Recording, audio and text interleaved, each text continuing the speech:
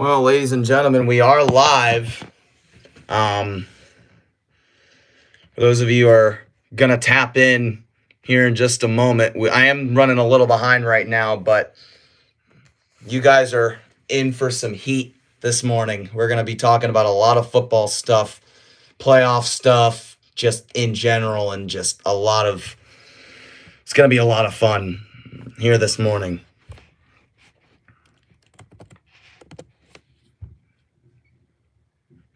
This is always cases of the podcast. You're always scrambling last minute because you want to have the last, up-to-date stuff. Because, within seconds and minutes, ESPN puts up something that people are wanting to get my intake on.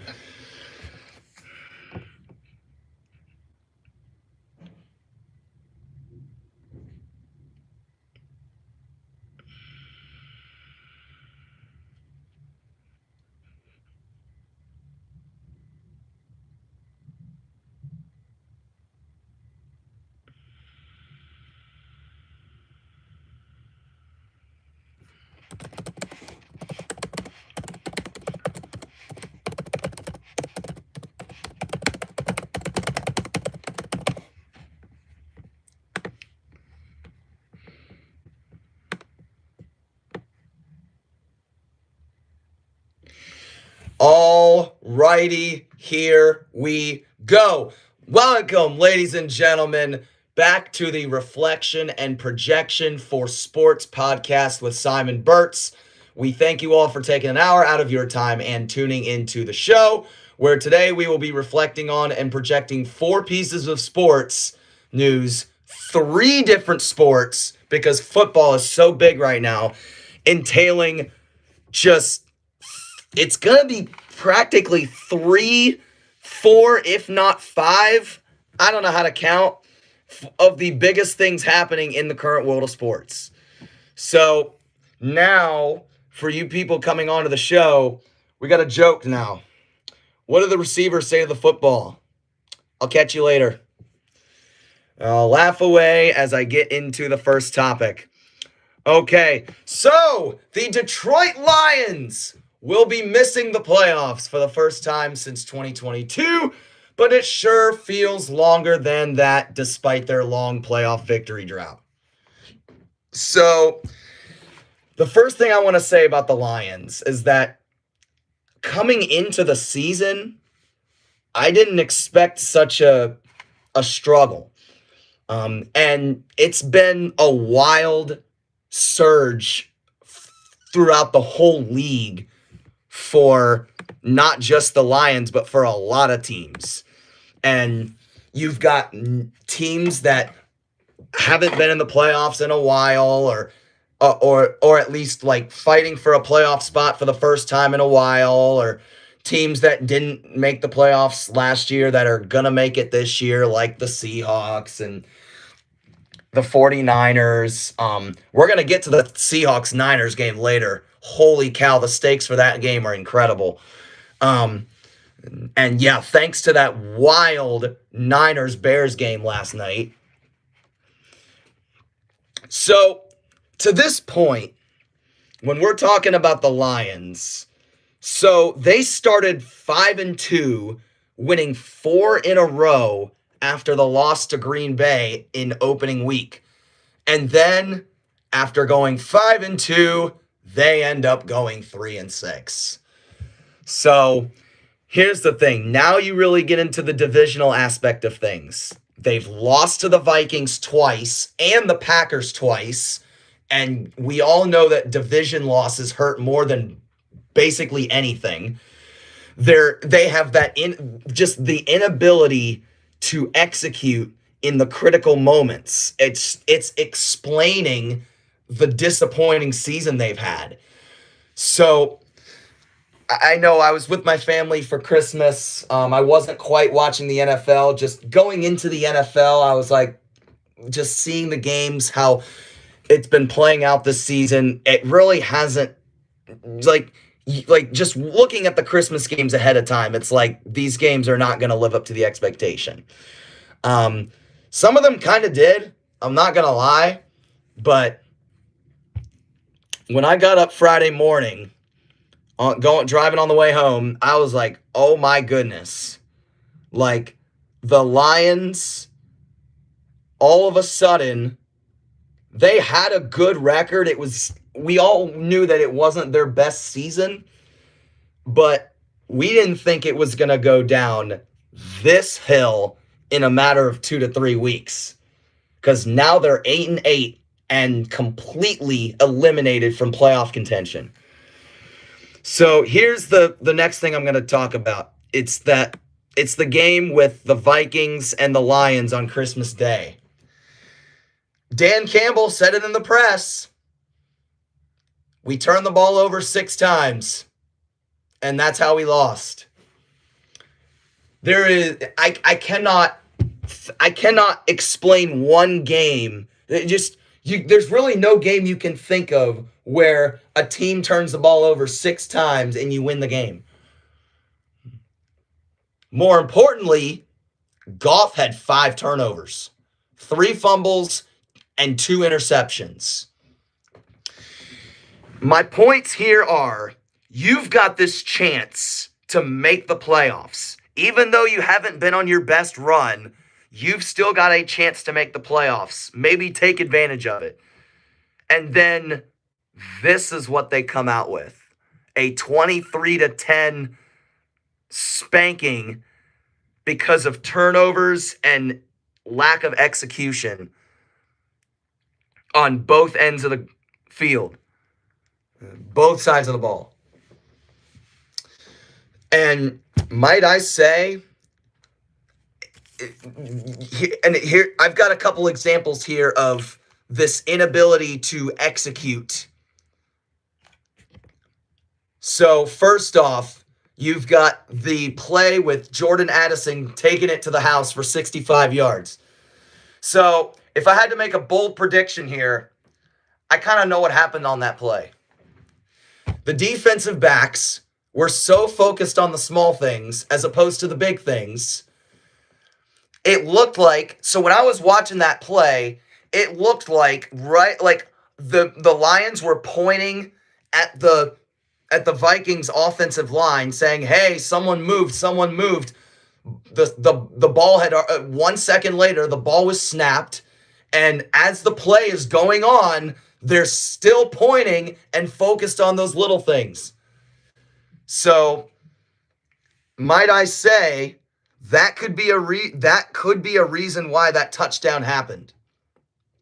They thought it was clear to me that they thought the Vikings flinched. The ball had already been snapped, and all of a sudden, the near side was open. Jordan Addison takes it to the house. And just my takeaway, you have got, when the ball's in play, you have got to focus on, you've got to focus on what's happening in the play, not what just happened since it's in the past.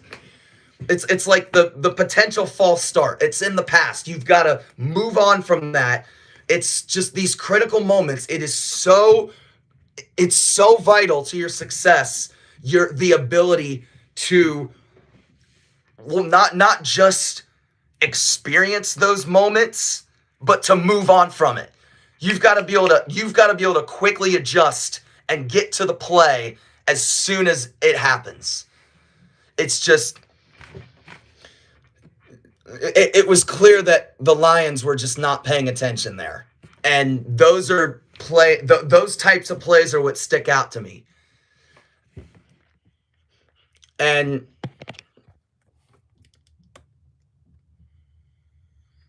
then here's another example. What else are we talking about? Bad snaps like in that Vikings game on Christmas Day. Right? I'm also talking about that moment where they were snapping the ball and they hiked it, but Goff was looking to his right as opposed to the ball. And he fumbled the ball, and 43 on Minnesota just jumped on it. That is a heads-up play, and 43 on Minnesota, I'm going to say this right now, that man goes on to have a spectacular day on the defensive side. And It's just you also just can't let those kind of plays get in your head.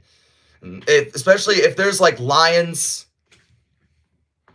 if there's Lion fans in here, I'm not sure if you remember that play where Goff fumbled it right away, because like clearly from what I saw when the ball was snapped, it was like the reason why Goff fumbled was clearly because he took his eye off the ball.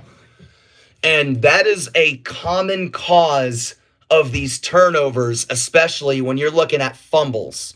It's that a guy is so focused on really getting through the traffic and not focusing quite as much on ball security as they need to. And that's just a really key thing that you got to look at when it comes to the bigger picture of the game, because these small little errors can lead to the big errors and potentially costing you the game.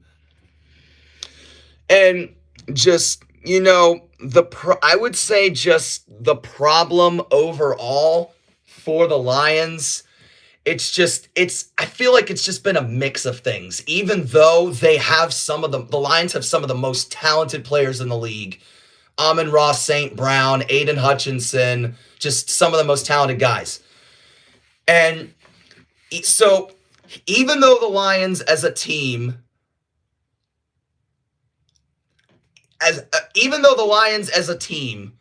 are fourth in the league in sacks, Jack Campbell is second in the league in tackles, and Aiden Hutchinson is third in the lead in sacks, they've still given up on average roughly 25 points a game all year. And that is like bottom 8, bottom 9 in the league in that category. And even though especially during the game, you're not so focused on stats. That's a big stat. You have the individual guys who are leading or at least flirting with the top of the league in these individual defensive categories, but like your bottom 10 in the league, that shows that even though they've got the talent, they've got to work as a team. And that's part of the problem here with the Lions. And just for people who are like, I watched First Take with Ryan Clark. He thinks that you've got to give Dan Campbell a lot of the blame. Here's my point. Dan Campbell completely turned this program around. There's parts of his take about Campbell that I agree with, because you're the one, you're the coach, the head coach, you're the one making these decisions. However, it's only one season. It's not like you're going to fire him after this. It's not like, oh my goodness, we're in big trouble. This is a season where the guys are just going to reflect back. They're going to just clean stuff up for the 2026 season. Obviously, they had some key injuries. And even though Sam Laporta has missed 40% of the season, even though a bunch of your cornerbacks were out for some time, and even though Anzalone went down with a concussion, I don't think making excuses when it comes to injuries is quite the right call here. You have to, it's a 52-man roster. It's a lot of guys. And you've got to have guys that are ready to go and ready to step up. You've got to give every one of your guys that's on the active roster the reps in practice. Their preparation is so important. And when it comes to a situation like this, yes, the Lions are done, but it's now, I believe, an opportunity. It's an opportunity for the second and third string players on this Lions team to get reps and have some feeling of in-game experience. going into next season because even though we're focusing on those guys right now, you got to look at everybody. It's about reps. It's about the whole team getting good and solid reps and cleaning things up. Yes, you have film, and yes, you have discussions with your unit, like, oh, I'm a running back. Let's talk with the running backs. It's the whole team executing in the moment. Not necessarily a joint practice, but a full team practice, and executing in those is actually when you start to clean things up and make progress. So like I said, what needs to happen looking forward is just, you've got to just regroup. It's obviously, it hasn't been the best season, and you just have to you've just got to you've got to clean up, regroup, get ready for next season. And that's that. So, let's go on to the next category.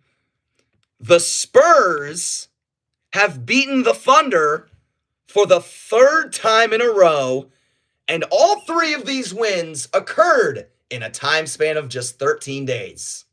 How incredible. So, both teams coming into this season,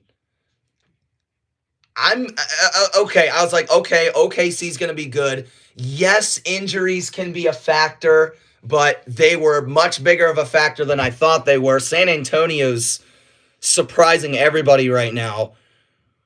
And so, yeah, Shea is averaging 32.1 points per game. Wemby's averaging 23.4 points per game and 11.8 rebounds per game. But, oh my goodness, the defense for OKC on a given night, they are incredible. They are incredible.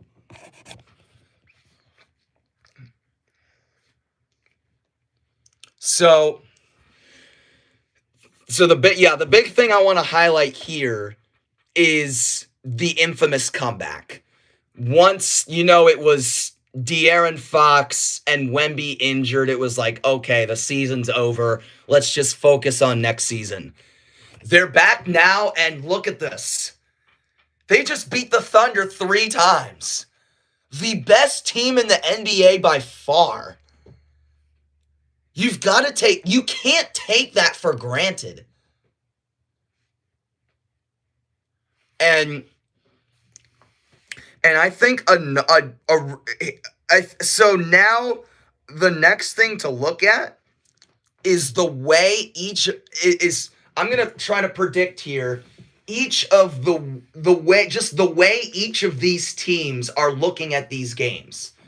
Think about it. Who's the pressure on? Pressure is going to be on OKC in all these games. Just how are these teams looking at it? Are you going to overlook? Because it doesn't matter what sport it is, and it does not matter who you're playing, what sport it is, the level of stakes. You can't overlook a team. You can't underlook a team. Not quite sure what the problem was with OKC. And I listened to Shea in the press saying that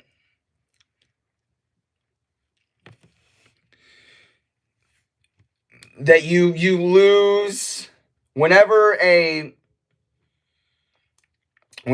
team beats you 3 times in a row, you can't expect that you're going to be better than them. It's straightforward. You cannot expect to be at the top of your conference if you are losing to a team 3 times in a row. It doesn't matter if it's the whopping 162 games in a baseball season. It's just that you're always thinking about that moment from the player perspective. And Shea's point Yeah, Shea. I think what Shea's point here is that even though not treating every game like it's just another game. I'm sorry, you guys are probably like, what's your question here? It's even though my point here, his point potentially here is even though not treating every game like it's just another game is not the problem here. And even though you may have to try harder against teams like the Spurs or the Thunder right now, it's all about the execution, period. And clearly, Shea is saying that we didn't execute and we need to get better. And whenever you say oh yeah, you can't expect to be better than a team that has beaten you 3 times in a row. He's absolutely correct. He's absolutely right. And the Spurs are constantly growing each and every single game. And part of that is absolutely what's been hurting OKC. And before December 13th, the Thunder really weren't used to losing this year. And losing is what allows you to learn from silly mistakes and a near perfect season. And yeah, a near perfect season through 20 some games. For example, if you're 25-1, you haven't had as many. You look like a great team resume wise, but you don't get the opportunities you don't have as many opportunities to learn from game costing mistakes. Because when it comes to it's all about the fact that you gotta fail before you succeed. I'm not necessarily pointing out how the Warriors went 73-9 and still won the championship. You have to have these opportunities to learn from silly mistakes. It's gonna happen. And if you make it to the playoffs being, I don't know, 49-32, don't be so angry about that you're losing all these games. These losses are an opportunity to learn, right? And so now you look back at impact moments. Look at this. Dylan Harper in that second game against OKC. Oh my goodness. 5 steals. Come on now. Keldon Johnson, 25 points off the bench. These guys are making an impact on OKC. So before I go on to break here, I bet I could relate this to Ohio State, Michigan in the sense of the Spurs were always thinking about these particular games. What I mean is that no matter who you're playing on your schedule, no matter how competitive, it's just in that moment, the Spurs have this full schedule outside of OKC, but throughout practices and all that, if I had to guess, San Antonio throughout each and every day, at some point, they were always thinking about these 3 games. And that could have been a difference maker in these games.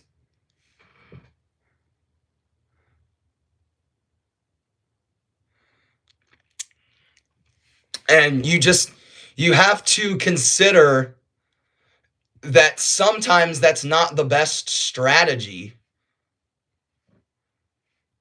But what I will say is that in that moment, it's clearly working because the Spurs have been playing their best basketball. They've been playing their best basketball, and it's fun to watch them, especially Wemby, Stephon Castle, De'Aaron Fox, great trio. So with that being said, we're going to take a quick break here. We got some more heat to talk about in the world of football, and we're going to be back in just a few moments.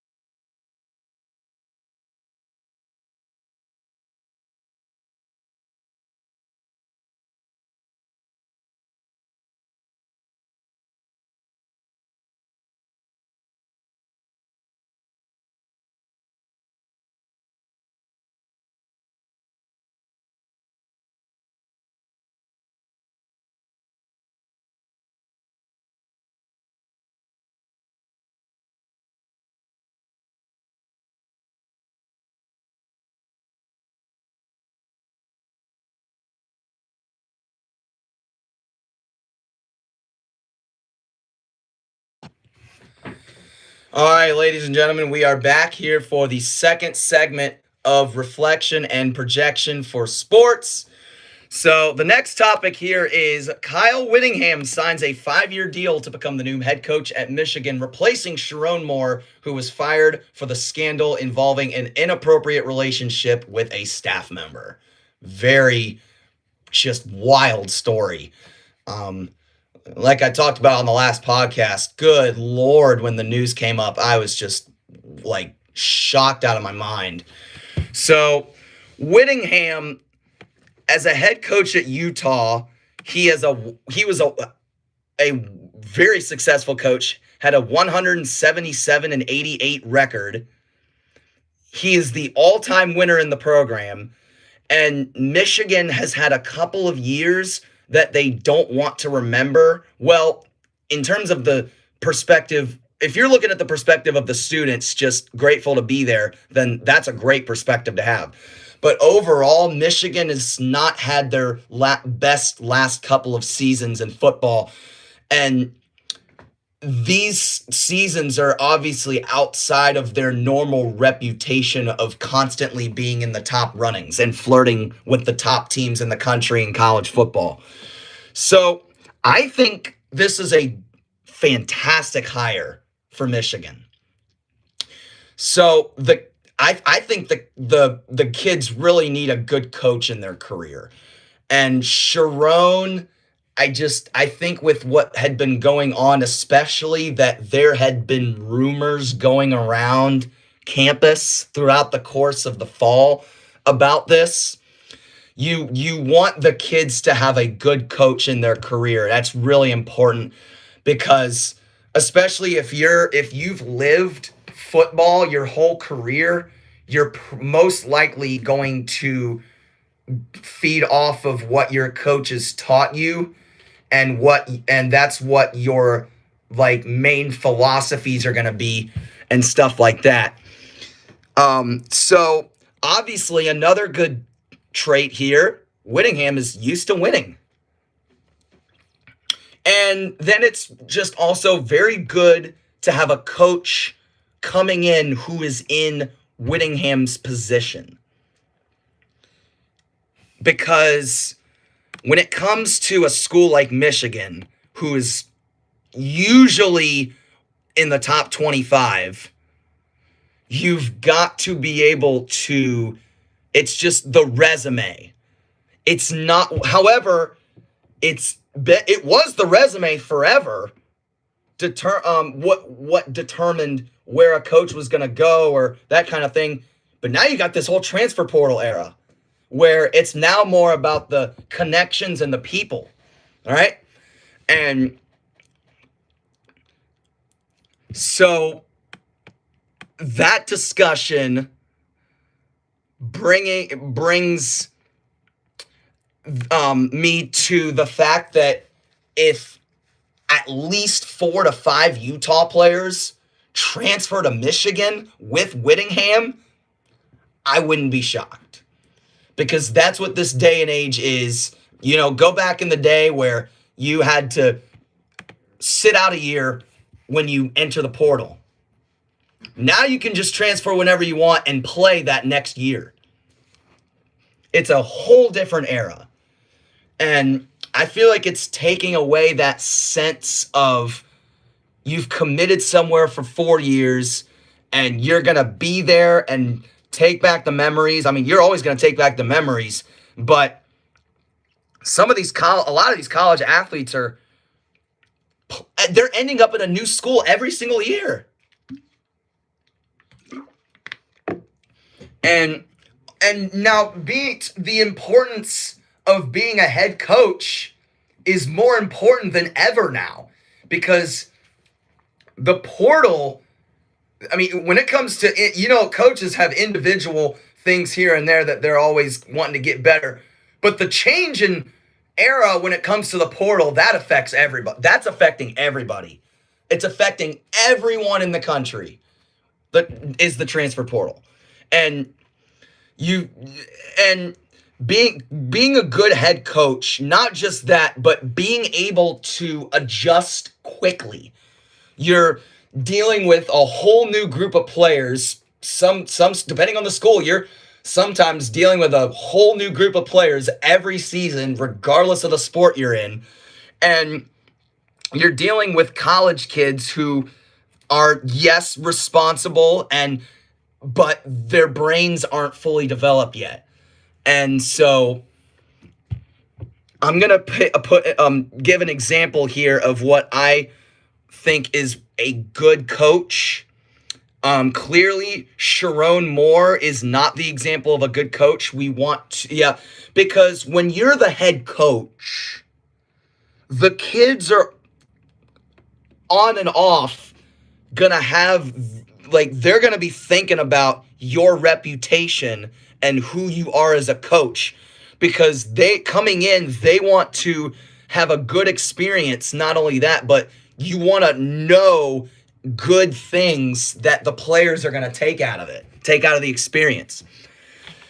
And obviously, when you look back at Sharon, it's not what you want from a coach. You want a coach who is going to be just not only a positive person, but someone who is trustworthy in their job.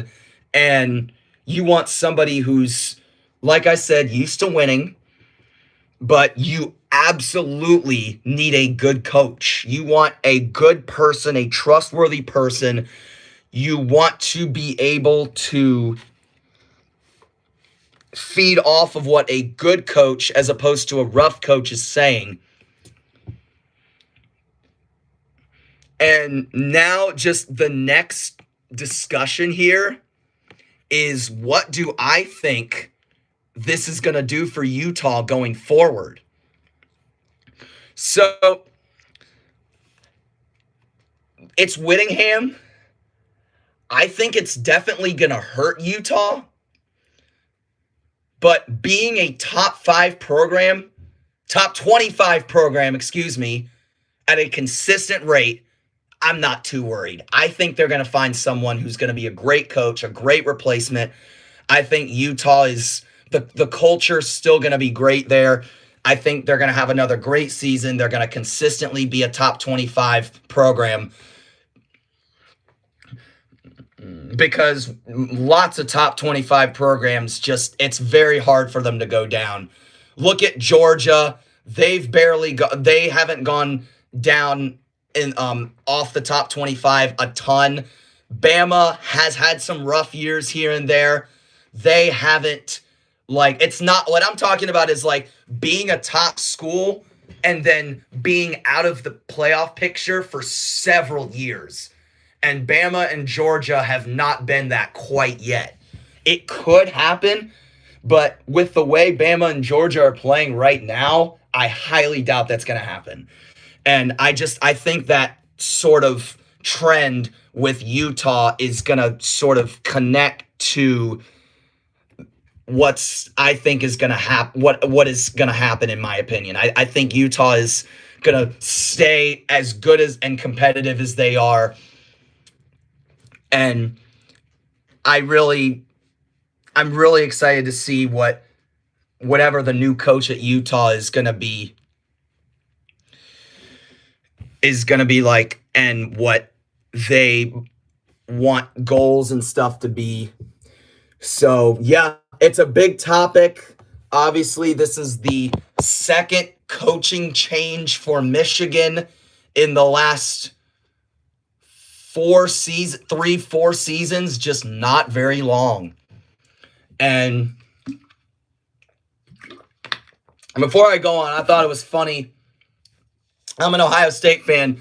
I thought the comment he said about, well, I guess I have to hate Ohio. I guess I hate Ohio State now. I thought that was kind of funny. I'm like, well, yeah, you do. But if you can't, like, sometimes there's coaches, there's going to be, like, this, look at this. This might be the first time a Michigan coach hasn't hated Ohio State coming in. Ryan Day always hated Michigan. I mean, I don't think Nick Saban hates Auburn. That's kind of the picture we're looking at in that conversation. So now let's go to the part of the podcast that's most important for today. So we're going to talk about a little bit about the playoff implications. So the NFL playoff implications on the line for Week 18 in the NFL are so important and so eagerly anticipated to the point where this podcast would be a complete, utter disaster without the host's perspective of what is at stake for the NFL playoffs. So let's go first to the Seahawks and 49ers. Okay, so here's my thoughts. If I'm looking at the position and everything when it comes to the history of these teams and big games and who is playing their best football, I'm not going to lie. I think the 49ers are in a great spot right now because they have that experience. So here, and I'm going to just give you guys the rundown right now.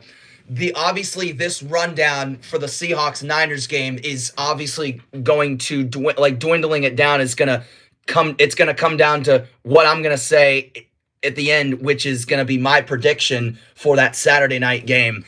So here's the thing. The Week 18 has been a thing for like 5 years now. Seattle has 0 Week 18 losses. But sometimes those games are like garbage can games where both teams are it's just not stakes. It's like one team is fully in the playoffs and the other team is completely eliminated. So the Seahawks, here we go. Let's look at their recent history in high stakes games. They lost 27-24 to Minnesota in Week 16 last year. The Seahawks had a chance to clinch the number 1 seed. They didn't get it. In 2023, in Week 17, they lost to the Steelers in 30-23. They were fighting for the number 1 seed. They didn't get it. And then in 2023, they lost the wild card to the Niners. In the 2022 Week 16 season, the Seahawks lost 24-10 to the Chiefs. And that severely hurted their playoff hopes. And however, you see, so if we remember the Rams-Seahawks game 3 years ago that went to overtime, if the Rams and Baker Mayfield won that game, the Seahawks probably wouldn't make the playoffs.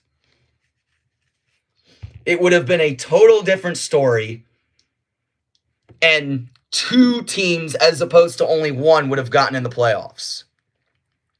All right?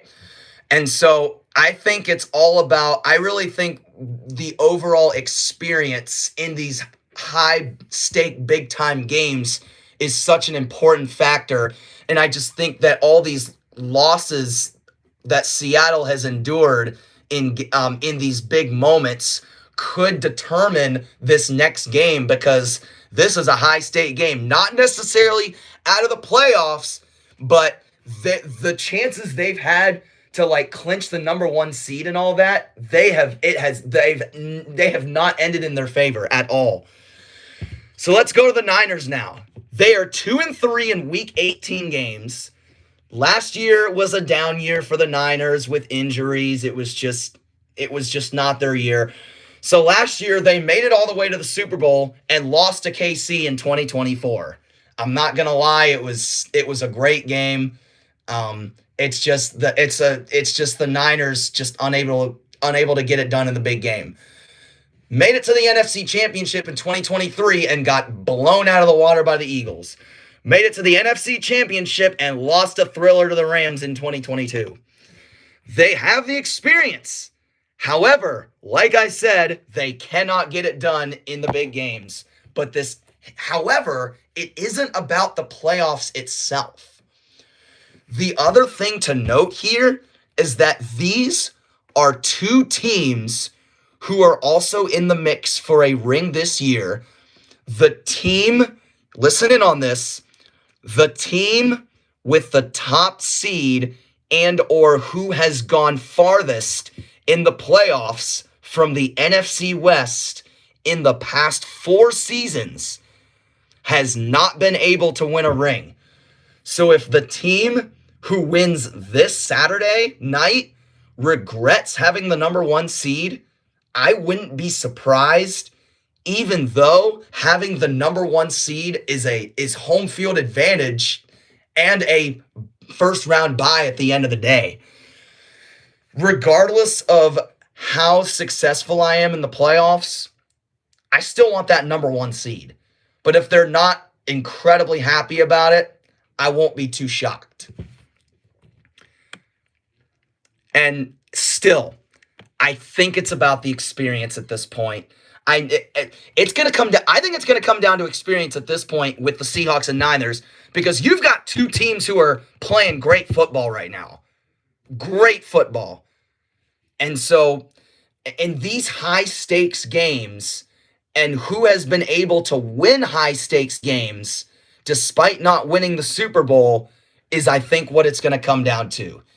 And with that all being said, I've got the Niners winning a thriller 30-27 on Saturday night. I think it's going to be a very close game, but I really think it's going to be a great game, and the Niners are going to come out with like end of game, latter stages, home stretch, clutch moments, and will go on to win and clinch the number 1 seed.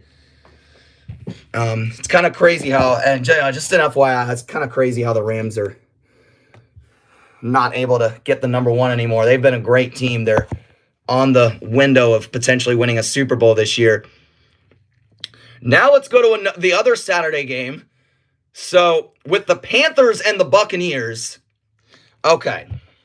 So for those of you who don't know this, I'm a Carolina Panthers fan. And it has been a wild season for us, right? It's been just a wild ride. And it's obviously very inconsistent. It's been frustrating sitting in front of the TV watching games.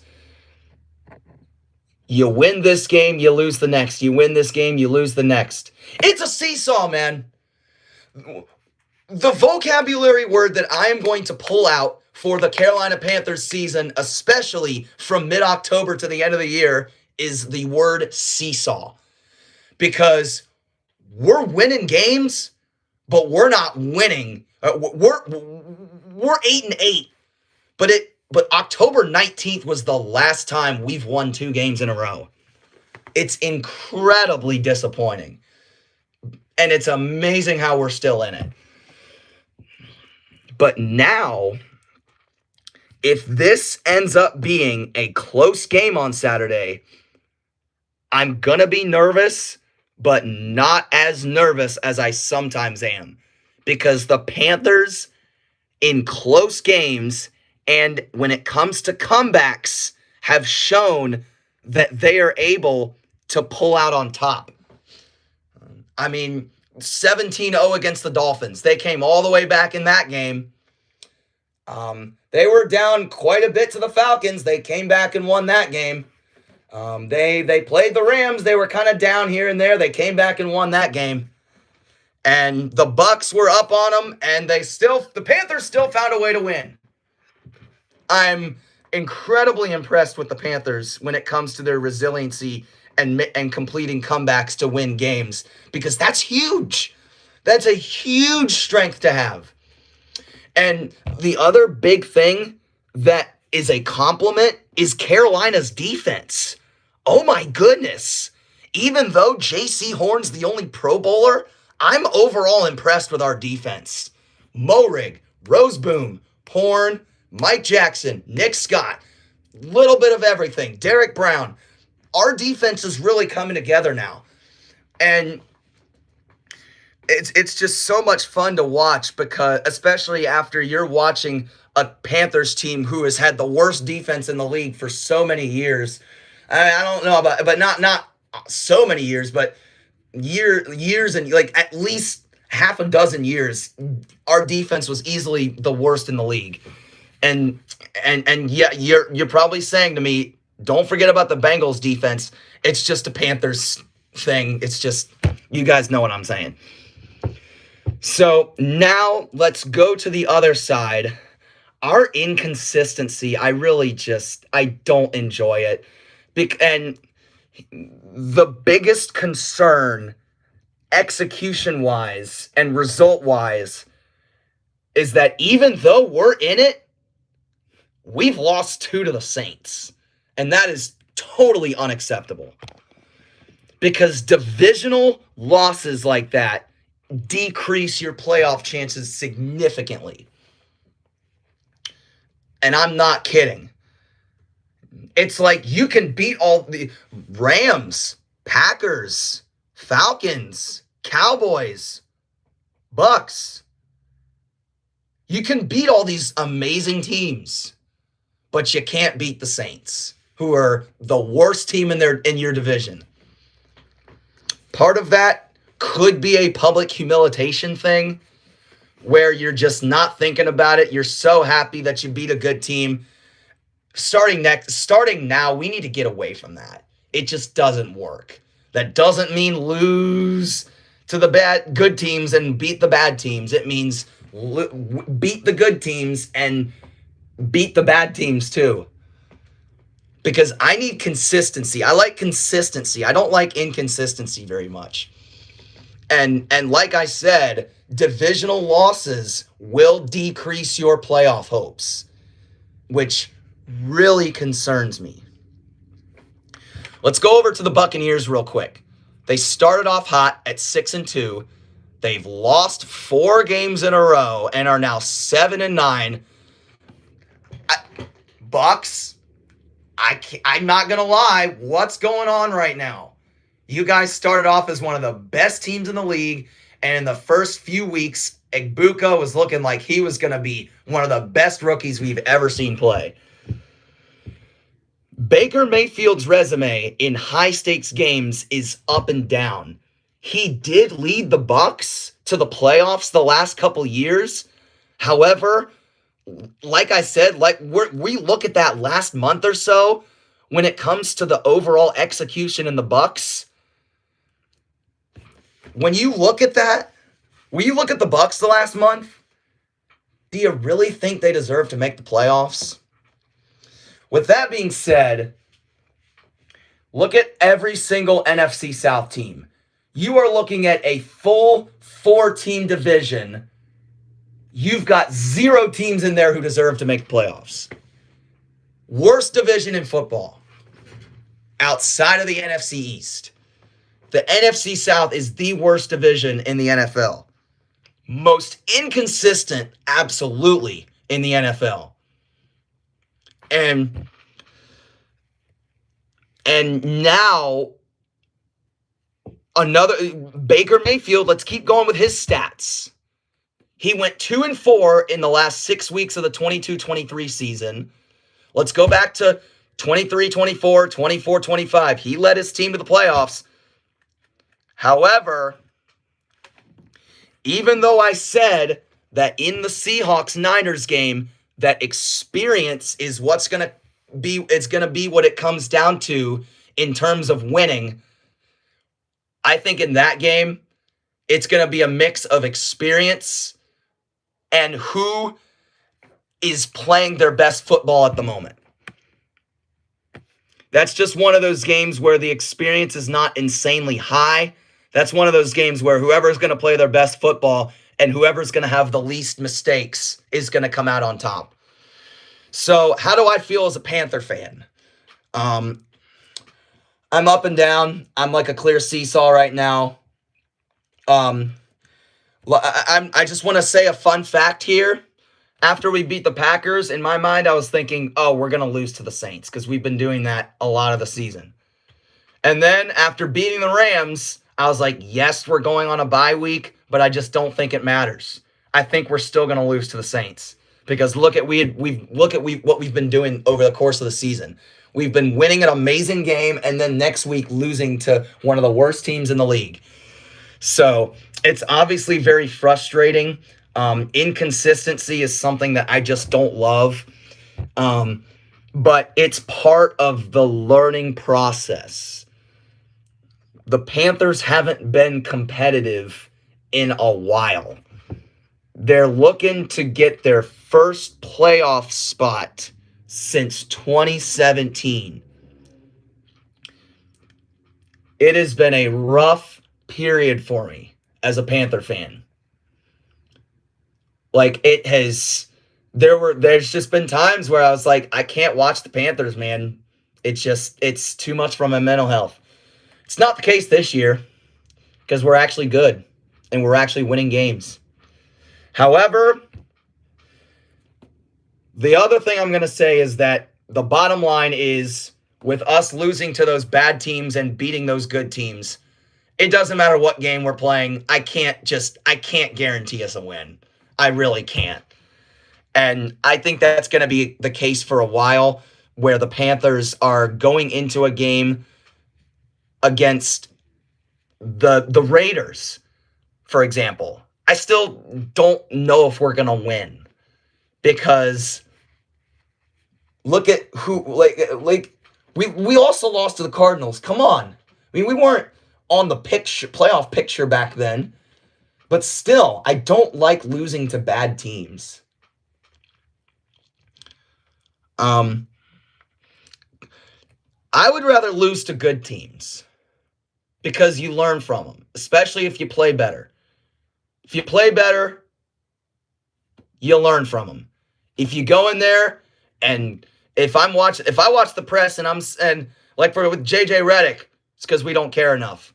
That tells me that you don't learn much from those kind of games. You've got to care. If you know you played well, but you lost to a good team by 2 or 3 points, it's not the end of the world. You're going to learn from it.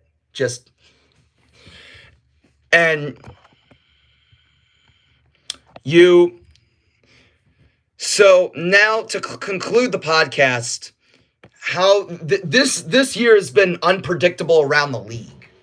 All right, we're getting into the latter home stretch here of my take with the Panthers and the Buccaneers, but before I give you my official final score, this year is all about expecting the unexpected. The Chiefs are out. I mean, look at this. Who else is out? That's just, it's amazing how, look, the Cowboys are out. I mean, it's not like they win Super Bowls all the time nowadays. The Colts at the beginning of the year were like, oh my goodness. But then, unfortunately, prayers up to Daniel Jones, who tore his Achilles. Really, really sad about that. All seriousness, prayers up to him.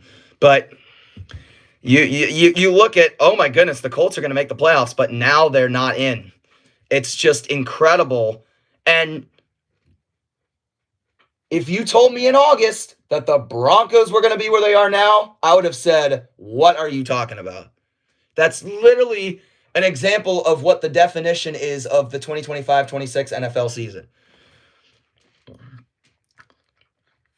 I can understand why some people believe that I can understand why people think the Bucs are going to win.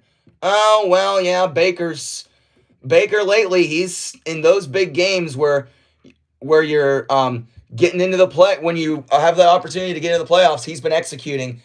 But however, the other side of the argument is who's playing their best football right now.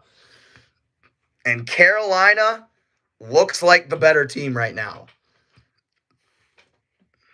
With that being said, on Saturday in Tampa, I am going to make my final prediction. The numbers on the scoreboard, a repeat of last Sunday. Panthers 23, Bucks 20 on January 3rd, 2026 in Raymond James Stadium.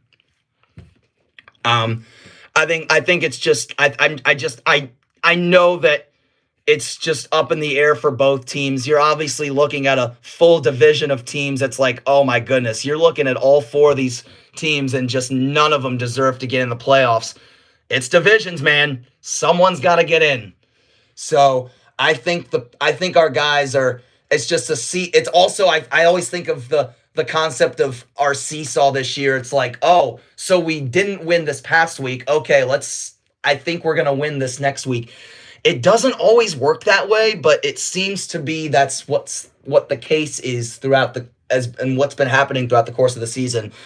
Bucks and Panthers Saturday. I got the Panthers winning 23-20. I think it's going to be a great game, a fantastic game to watch, listen to, all that good stuff. And with that being said, as much as I want to get into more, we have to conclude the show there. Thank you all so much for tuning in, and we will be back for more here fairly soon. Goodbye, everybody.